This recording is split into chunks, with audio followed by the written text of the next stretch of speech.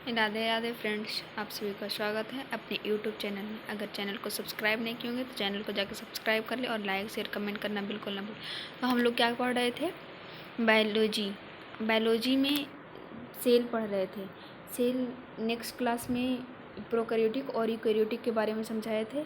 आज पढ़ने वाले हम लोग कोशिकांग मतलब कोशिका के अंदर पाए जाने वाले अंग को क्या कहते हैं? कोशिकांग। जैसे कोशिकांग में आ जाएगा, यहाँ पे लिखते हैं कोशिकांग। इसके अंदर आएगा लाइसोसोम, माइटोकॉन्ड्रिया, राइबोसोम, हरित लवक, फिर उसके बाद लवक, गुणसूत्र, केंद्रिका, फिर आ जाएगा कोशिका झिल्ली, कोशिका भित्ति। ये सब क्या है? तो कोशिकांग के अंग है। मतलब फिर पहले कोशिका भित्ति, तो कोशिका भित्ति से स्टार्ट करते हैं। कोशिका भित्ति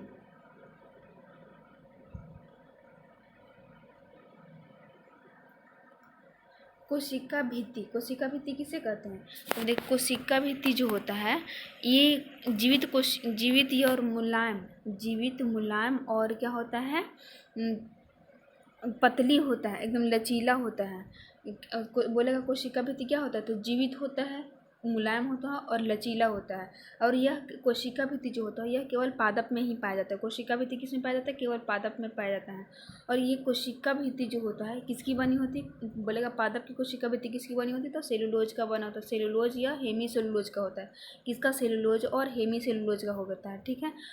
ये जो कोशिका भित्ति ये क्या करता है? तो पौधे का जो होता है, कोशिका का निश्चित आकृति और आकार बनाने में क्या करता है? सहायता प्रदान करता है। क्या करता है? आकृति और आकार बनाने में क्या करता है?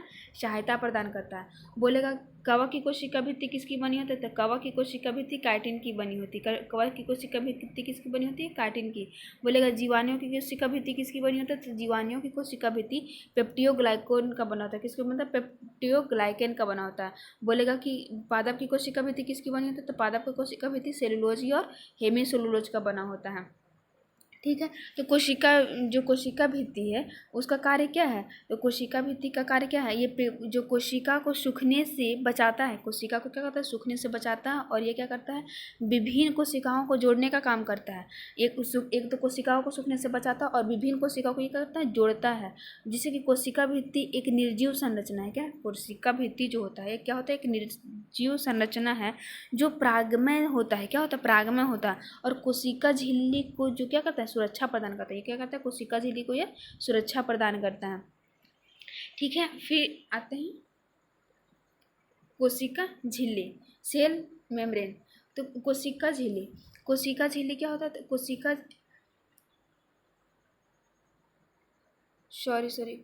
भित्ति जो होता है ना, कोशिका भित्ति मृत होता है। और लेकिन कोशिका झिल्ली बोलेगा तो ये जीवित होता है। कोशिका झिल्ली क्या होता है? जीवित और मुलायम होता है। उल्टा बोला गया यहाँ पे। कोशिका झिल्ली बोलेगा तो क्या हो जाएगा? कोशिका झिल्ली जो होता है ये जीवित होता है और पतली होता है। और लेकिन कोशिका भित्ति बोलेगा तो ये मृत होता है। कोशिका भित्ति क्या होता है? मृत होता है। कोशिका झिल्ली जीवित होता है। और ये क्या होता है? अर्धपराग में होता है। कोशिका झिल्ली क्या होता है? अर्धपराग में होता है। और कोशिका झिल्ली जो होता है पतली होता है और जीवित होता है और मुलायम होता है। और इसकी लगभग जो मोटाई होती है 75 एंगस्ट्रॉन का होता है। इसकी लगभग मोटाई कितना होता है? 75 एंगस्ट्रॉन होता है। और ये क्या होता है? अर्धपराग में होता है। जो कोशिका झिल्ली है क्या होता है? अर्धपराग में होता है। और कोशिका झिल्ली किसकी बनी होती है? बोलेगा कोशिका झिल्ली किसकी बनी होती है? तो कोशिका झिल्ली लिपिड या प्रोटीन का बना होता है। किसका बना होता है? कोशिका झिल्ली जो होता है लिपिड या प्रोटीन का बना होता है। बोलेगा लिपिड किसका बना होता है? तो लिपिड जो बना होता है ये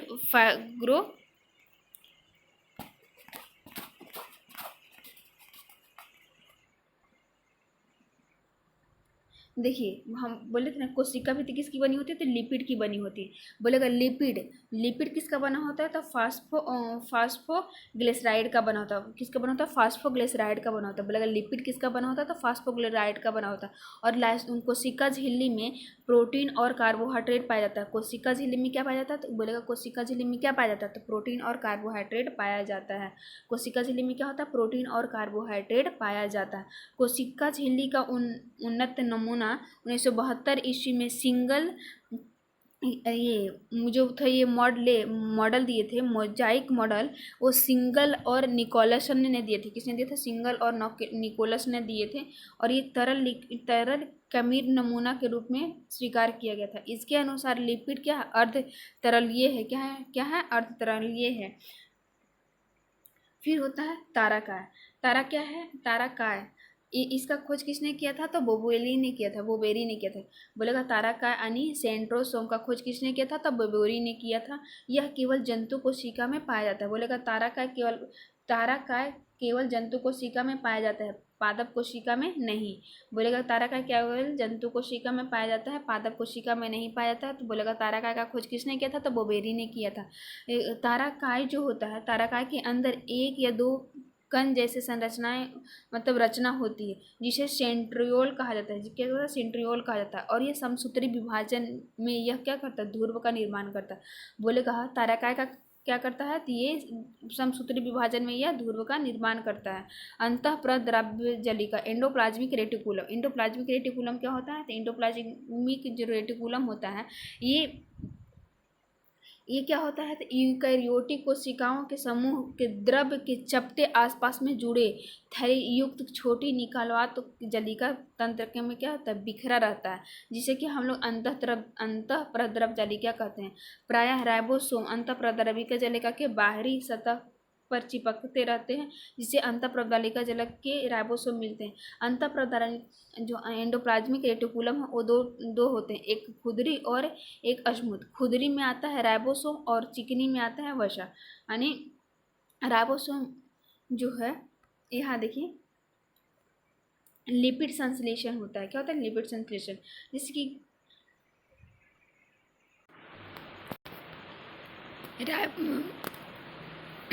राइबोसोम क्या होता है? राइबोसोम को हम लोग प्रोटीन का फैक्ट्री कहते हैं। राइबोसोम को हम लोग क्या कहते हैं? राइबोसोम को क्या कहते हैं? प्रोटीन का फैक्ट्री कहते हैं हम लोग। बोलेगा राइबोसोम को हम लोग क्या कहते हैं? प्रोटीन का फैक्ट्री कहते हैं। राइबोसोम का खोज हम किसने किया था? बोलेगा पादप कोशिका में राइबोसोम का खोज किसने किया था? तो रॉबिन्स और ब्राउन ने किए थे, लेकिन किए थे पादप में किए थे। जंतु कोशिका में, बोलेगा जंतु कोशिका में राइबोसोम का खोज किसने किया था? तो पैलेटकर ने किया था। किसने किया था? पैलेटकर ने किया था। जंतु कोशिका में किसने किया था? तो पैलेटकर ने किया था। बोलेगा पादप कोशिका में किसने किया था? तो रॉबिन्स और ब्राउन ने किए थे। किसने किए थे? रॉबिन्स और ब्राउन ने किए थे। और जो ये राइबोसोम है, राइबोसोम कोशिका द्रव में जो राइबोसोम गुच्छे के रूप में पाए जाते हैं, उसे हम लोग पॉलीसोम कहा जाता है। राइबोसोम जो है कोशिका द्रव में गुच्छे के रूप में पाए जाते हैं, उसे हम लोग क्या कहते हैं? पॉलीसोम कहते हैं। उसे हम लोग क्या कहते हैं? पॉलीसोम या पॉलीराइबोसोम कहा जाता है। पॉलीराइबोसोम कहा जाता है। और जो पॉलीसोम है वो क्या कहते हैं? पॉलीसोम जो है एमआरएनए में क्या रहता है? एमआरएनए के धागे के जैसे क्या रहता है? बंधे रहते हैं। वो क्या रहते हैं? और इसमें राइबोसोम जो होते हैं वो दो प्रकार के होते हैं, 70S और 80S।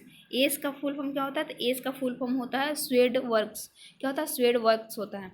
और एस 70S में होता है तो 30 और 50 होते हैं, और 80 में होता है तो इसमें 40 और 60 होता है। इसमें 40S और क्या होता है? 60S होता है। ठीक है।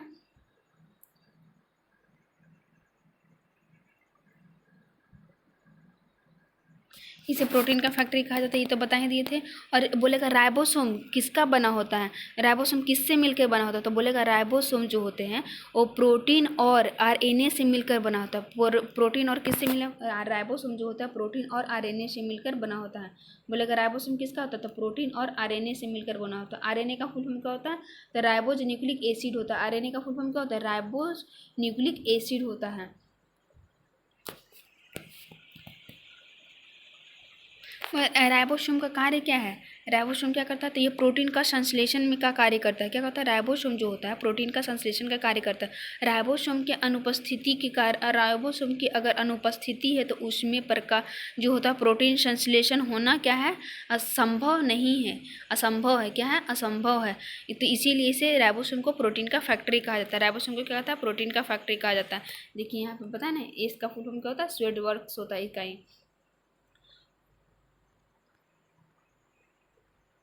स्थानीय के लाल रुधिर कण में राइबोसोम अतः अंतःप्रद्रवजलिका में नहीं पाया जाता है। और लाल रुधिर कण द्वारा प्रोटीन विश्लेषण नहीं होता है। क्या होता है? लाल रुधिर कण यानी आरबीसी के कण में द्वारा प्रोटीन का विश्लेषण नहीं होता है। माइटोकॉन्ड्रिया का खोज किसने किया था? तो अल्टमैन ने किया था। कब किया था? तो 1886 ईस्वी में किया था। माइटोकॉन्ड्रिया का खोज किसने किया था? अल्टमैन ने किया था। कब किया था? 1886 ईस्वी में किया था। और लेकिन बोलेगा इसका नाम किसने दिया था? तो बेंडा ने दिया था। माइटोकॉन्ड्रिया का नाम किसने दिया था? तो बेंडा ने दिया था। यह कोशिका का क्या करता है? श्वसन स्थल है। ये क्या करता है? कोशिका का श्वसन स्थल है। कोशिका में इसकी संख्या निश्चित नहीं होती है। बोलेगा क्या कोशिका में माइटोकॉन्ड्रिया की जो संख्या निश्चित होती है? तो नहीं, निश्चित नहीं होती है। ऊर्जा उपयुक्त कार्बन पदार्थों का ऑक्सीजन माइटोकॉन्ड्रिया में होता है, जिससे काफ़ी मात्रा में ऊर्जा प्राप्त होती है। इसीलिए माइटोकॉन्ड्रिया को क्या कहता है? पावर ऑफ हाउस कहा जाता है। माइटोकॉन्ड्रिया को क्या कहते हैं? पावर ऑफ हाउस कहा जाता है। माइटोकॉन्ड्रिया के अंतर्गत झिल्ली में अन्य जो संश्लेषण रासायनिक अभिक्रिया होती है, इसे कोशिका में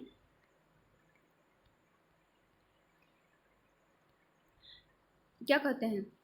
प्रोकैरियोटिक कोशिका माना जाता है। क्या होता है? प्रोकैरियोटिक। माइटोकॉन्ड्रिया की आंतरिक के एकल वृत्ताकार डीएनए अणु का कुछ आरएनए राइबोसोम 70 और प्रोटीन संश्लेषण के लिए आवश्यक घटक मिलते हैं, जिसे माइटोकॉन्ड्रिया विखंडन द्वारा विभाजित होता है। बोलेगा माइटोकॉन्ड्रिया है किसके द्वारा विभाजित होता है? तो किसके द्वारा होता है? विखंडन के द्वारा होता है। बोलेगा माइटोकॉन्ड्रिया जो है किसके द्वारा विभाजित किया जाता है? तो विखंडन के द्वारा किया जाता है। माइटोकॉन्ड्रिया को हम लोग क्या कहते हैं? माइटोकॉन्ड्रिया को हम लोग पावर ऑफ हाउस कहा था। माइटोकॉन्ड्रिया जो है ये दोहरी झिल्ली होती है। माइटोकॉन्ड्रिया को क्या कहते हैं? दोहरी झिल्ली होती है। दोहरी झिल्ली कौन कौन सा है? तो महक यानी माइटोकॉन्ड्रिया, हरितलक और केंद्रक। नेक्स्ट क्लास में भी हम इस पे चर्चा किए थे और बताए हुए थे। डीएनए केंद्रक के अलावे माइटोकॉन्ड्रिया और एवं हरितलवक में पाए जाते हैं। बोलेगा डीएनए केंद्रक के अलावा माइटोकॉन्ड्रिया और हरितलवक दोनों में पाए जाते हैं। क्या? तो जो डीएनए होते हैं, डीएनए का फुल फॉर्म क्या होता है? डीएनए का फुल फॉर्म क्या होता है? गोल्जी का है। गोल्जी जो होता है, गोल्जी का इसकी खोज कैमेलो गोल्जी जो इटली नामक के वैज्ञानिक थे। ठीक है। यह केंद्रक की चारों ओर घनी रंजित जो क्या होता है? एक जालीदार जैसा संरचना बनाए रखता। बोलेगा गोल्जिका का खोज किसने किया था? तो गोल्जिका कैमेलो गोल्जी ने किया था। किसने किया था? जो कि इटली के वैज्ञानिक थे।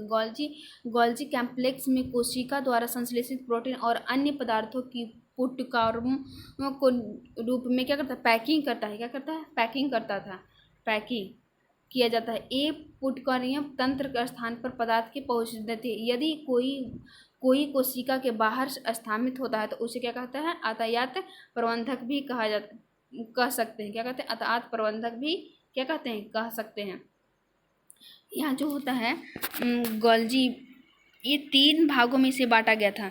तो गोल्जी का जो थे, इसका वैज्ञानिक नाम कौन थे? तो गोल्जी का पूरा संरचनात्मक 3 भागों में कौन बांटे थे? तो डाल्टन फ्लिक्स नामक थे। कौन थे? डाल्टन फ्लिक्स नामक थे। और इन्होंने क्या किया था? तो सिरटनी छोटे ट्यूबल्स और वेकिसल्स में बांटे थे और तथा बड़ी रसधानियाँ में। क्या था? बड़ी रसधानियाँ में। सर्वप्रथम इसकी खोज कैमेली ने किया था। और ये क्या करते हैं ना, इनका कार्य क्या है? तो गोल्जिका का कार्य जो है ये अंगक carbohydrate, lipid, protein, nucleic acid जैसे पदार्थों को पैकिंग करता है। क्या करता है? पैकेजिंग करता है। उसको क्या करता है? संग्रह करता है। और ये कोशिकाओं को मुख्य क्या होता है? कोशिकाओं का मुख में क्या करता है? ये भेजता है। यह लाइसोसोम जैसे महत्वपूर्ण कोशिका अंग के निर्माण में क्या करता है? मदद करता है।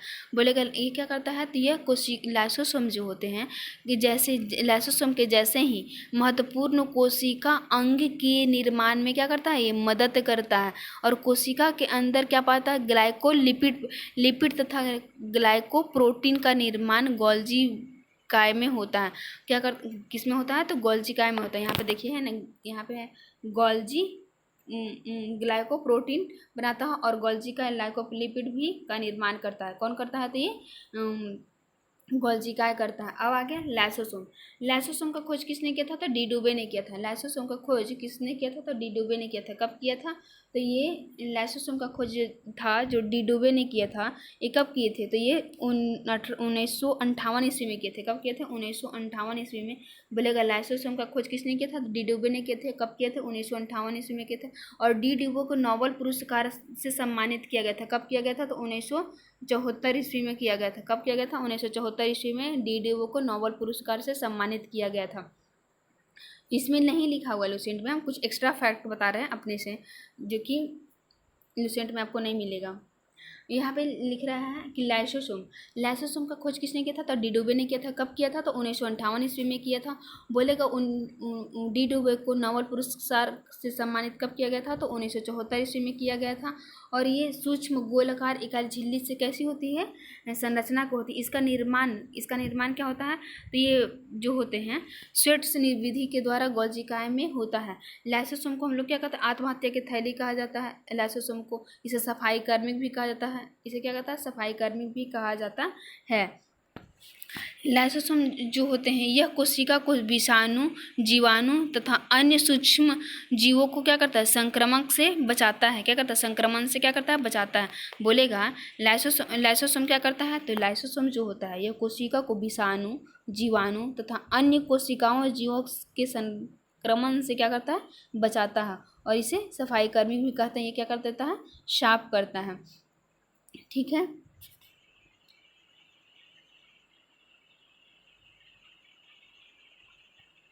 यहाँ पे बताए थे क्या थे? थैलाकृति।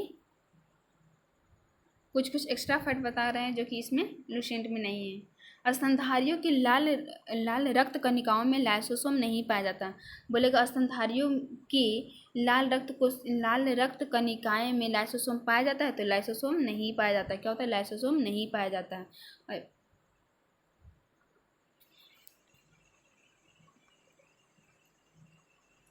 और ये 3 प्रकार के क्या होता है? लवक जो होते हैं 3 प्रकार के होते हैं। हरित लवक, वर्णी लवक और अवर्णी लवक होते हैं। लवक कितने प्रकार के होते हैं? लवक 3 प्रकार के होते हैं। जो होता है, एक पहला होता है हरित लवक, दूसरा होता है अवर्णिक लवक और तीसरा होता है वर्णिक लवक। हरित लवक जो होता है यह हरा रंग का होता है। इसमें क्या, इसके अंदर क्लोरोफिल पाया जाता है। हरित लवक में क्या होता है? ये हरा रंग का होता है। तो हरा रंग किसके कारण होता है? क्लोरोफिल के कारण होता है। और इसे रसोई घर भी कहा जाता है क्योंकि अपना खाना ये खुद बनाता है।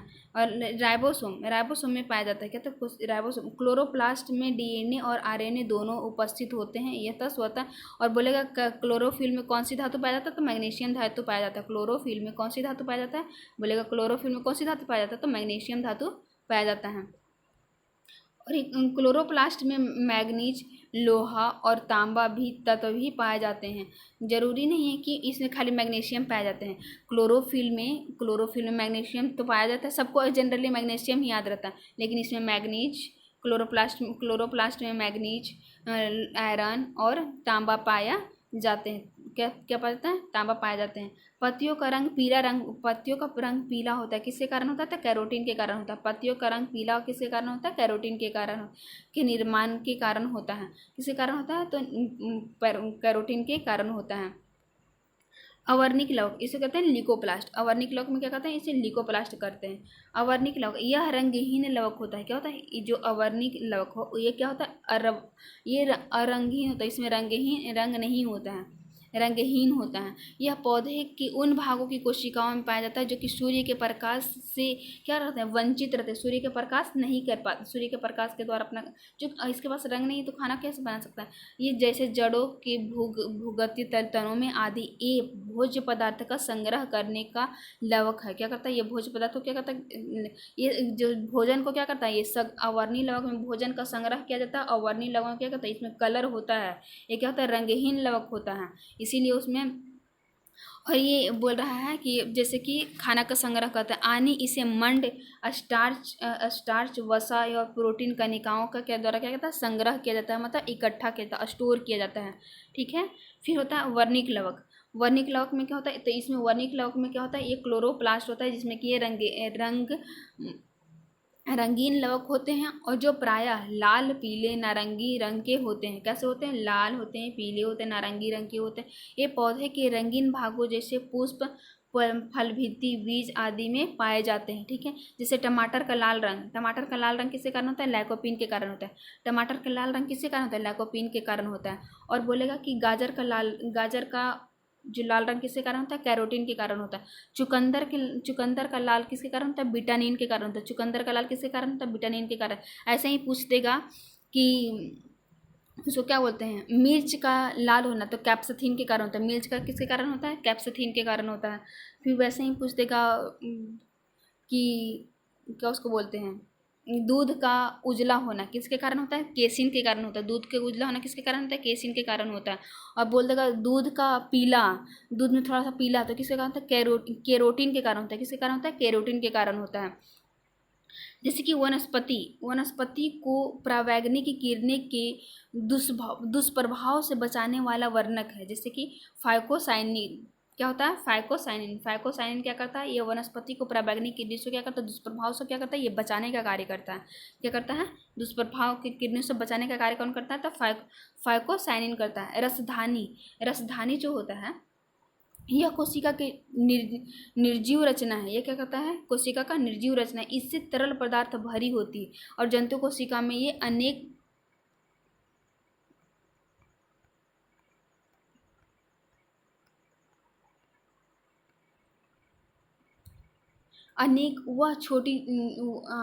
वह सब बहुत छोटी होती है, परंतु पादप कोशिका में यह क्या होता है? 90% स्थान घेरता है।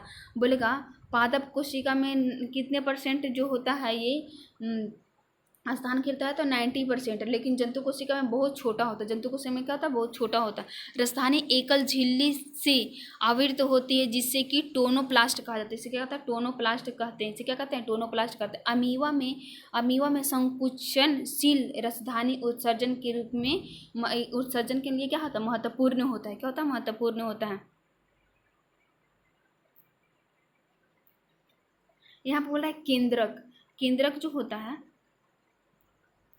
केंद्रक ये क्या है? केंद्रक का खोज किसने किया था? तो रॉबर्ट ब्राउन ने किया था। बोलेगा केंद्रक का खोज किसने किया था? तो रॉबर्ट ब्राउन ने किया था। और ये कोशिका का प्रमुख अंग, क्या कोशिका का सबसे प्रमुख अंग कौन सा? तो केंद्रक है। यह जो होता है कोशिका के प्रबंधक के सामान्य कार्य करता है। केंद्रक द्रव्य के धागे नुमा संरचना के जैसे जाल एक दिखाई देता है, जिसे इसे कैरोमेटिन कहते हैं। इसे कहते हैं क्रोमैटिन कहा जाता है। उसे कहता है क्रोमैटिन। और इसमें जो होता है इसमें क्रोमैटिन का नाम फ्लेविन ने दिया था। बोलेगा क्रोमैटिन का नाम किसने दिया था? तो फ्लेविन ने दिया था। क्रोमैटिन का नाम किसने दिया था? फ्लेविन ने दिया था। यह जो प्रोटीन होता है हिस्टोप्रोटीन और डीएनए यानी डीऑक्सीराइबोज न्यूक्लिक एसिड होता है। हम पूछे थे नेक्स्ट थोड़ा सा पहले ही कि डीएनए का फुल फॉर्म क्या होता है? तो डीएनए का फुल फॉर्म होता है डीऑक्सीराइबोज न्यूक्लिक एसिड। क्या होता है? Deoxyribose nucleic acid. तो यहाँ पे बोलते हैं कैमोटिन क्या होता है? तो क्रोमैटिन जो होता है ये का नाम फ्लेविंग ने दिया था। क्रोमैटिन का नाम किसने दिया था? फ्लेविंग ने दिया था। और कोशिका विभाजन के समय क्रोमैटिन सिकुड़कर अनेक मोटे या छोटे धागे के रूप में संगठित हो जाते हैं। जब कोशिका का विभाजन होता है उस समय जो क्रोमैटिन होता है वो सिकुड़ के अनेक मोटे या छोटे धागों के रूप में क्या हो जाता है? संगठित हो जाता है। और इस धागों को हम लोग क्या करते हैं? गुणसूत्र यानी कहते हैं उसे क्रोमोसोम कहा जाता है। उसे क्या कहते हैं? क्रोमोसोम कहते हैं। उसे हम लोग क्या कहते हैं? क्रोमोसोम कहा जाता है।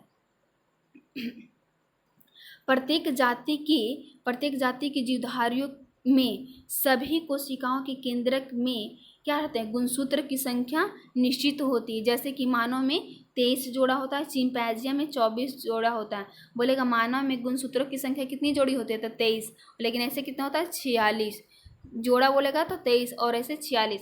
बोलेगा चिंपैंजिया में कितना होता है? तो 24 जोड़े होते हैं। चिंपैंजिया में कितने जोड़े होते हैं? 24। बंदर में कितने जोड़े होते हैं? तो 21 जोड़े होते हैं। बंदर में कितने जोड़े होते हैं? 21 होते हैं। प्रत्येक गुणसूत्र में जेली के समान एक गाढ़ा भाग होता है। क्या होता है? एक गाढ़ा भाग होता है जिसे हम लोग मैट्रिक्स कहते हैं। जो प्रत्येक गुणसूत्र के जेली के समान एक गाढ़ा भाग होता है उसे हम लोग क्या बोलते हैं? मैट्रिक्स कहते हैं। उसे क्या कहते हैं? मैट्रिक्स कहते हैं। मैट्रिक्स दो परस्पर लिपटे जो होते हैं, लिपटे एक क्या होता है? एक कुंडली की तरह दिखाई देता है, उसे हम लोग क्रोमैनेटा कहा जाता है, उसे कहते हैं क्रोमेनेटा कहा जाता है, उसे कहते हैं क्रोमेनेटा कहा जाता है।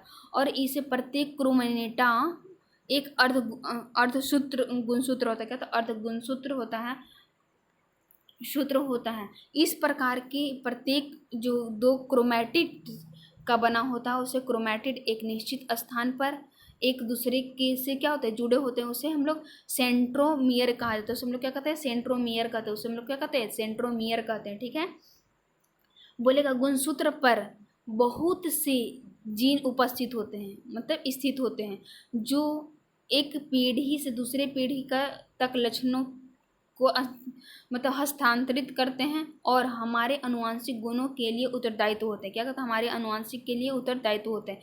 चूँकि ये जीन जो होते हैं गुणसूत्र पर स्थित होते हैं, एक गुणसूत्र के माध्यम से ही पीढ़ी दर पीढ़ी हस्तांतरित होते हैं, इसीलिए हम लोग गुणसूत्र को वंशागति वाहक भी कहा जाता है। हम लोग क्या कहते हैं, वंशागति वाहक कहते हैं।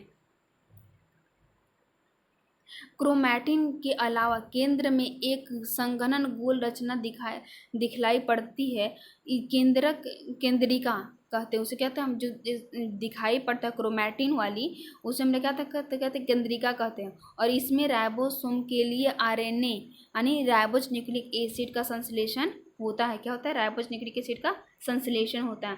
गुणसूत्रों की वंशागत जो होता है सिद्धांत किसने दिया था, सूटन और बोबोरी ने दिया था। इसीलिए तो राइबोसोम का खोज किसने किया था, तो बेबोरी ने किया था। बोलेगा राइबोसोम का खोज किसने किया था, तो बेबोरी ने किया था। गुणसूत्रों की वंशागत का सिद्धांत किसने दिया था, तो सूटन और बोबोरी ने दिया था। Thank you friends. अब नेक्स्ट क्लास में डीएनए और आरएनए से संबंधित जितने आज नेक्स्ट क्लास में जो सेल है पूरा कंप्लीट हो जाएगा। ठीक है, थैंक यू फ्रेंड्स पूरा वीडियो देखने के लिए। अगर लाइक शेयर सब्सक्राइब नहीं किए तो प्लीज़ जाके लाइक शेयर सब्सक्राइब कर ले। Thank you.